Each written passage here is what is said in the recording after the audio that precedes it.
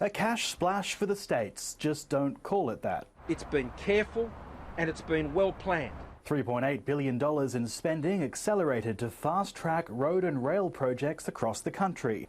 $1.9 billion for Queensland. A little bit of blue for New South Wales, but you know. $868 million for the West. Projects right around the state, from Bunbury to Albany to Karratha, the Tonkin Highway. All states set to benefit from the spending sweetener, but then a talk from the Treasurer proved less palatable. One of the longer-term challenges that our budget faces is also the ageing of our population. An economic time bomb, according to the Treasurer, which could be diffused if older Australians adapt their skills to stay in the workforce longer. This government's sitting back now and blaming older Australians for its own economic incompetence. Raising concerns the government might reconsider raising the pension access from 67 to 70 years. We're not doing that. There will be no movement in the retirement age. Movement in the approach to recovering welfare debt, though, with one method of the controversial robo-debt scheme immediately halted. We'll continue to refine this process. Meaning no more debts demanded solely on income averaging from the tax office.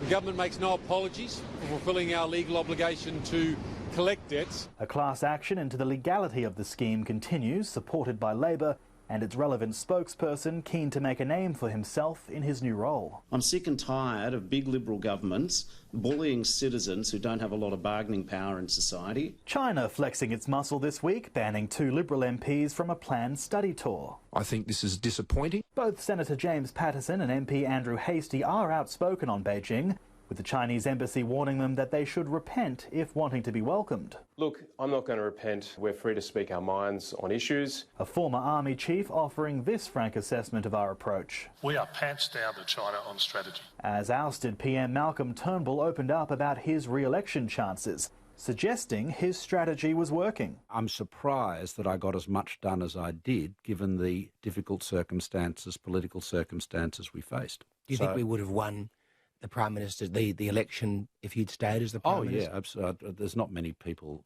who doubt that. Well, I said at the time of the change that I believed he could too. Mr Turnbull's critics privately not so sure of that assessment.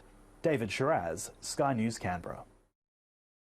Former Prime Minister Malcolm Turnbull says Scott Morrison lacks his passion for innovation as he stressed the need for it to remain a policy priority. Speaking at a startup and technology conference in Sydney, Mr Turnbull urged the current government not to drop the ball when it comes to innovation. It's not his comfort zone, to be sure. I mean, in the sense he doesn't have the background or enthusiasm for it that I did or do.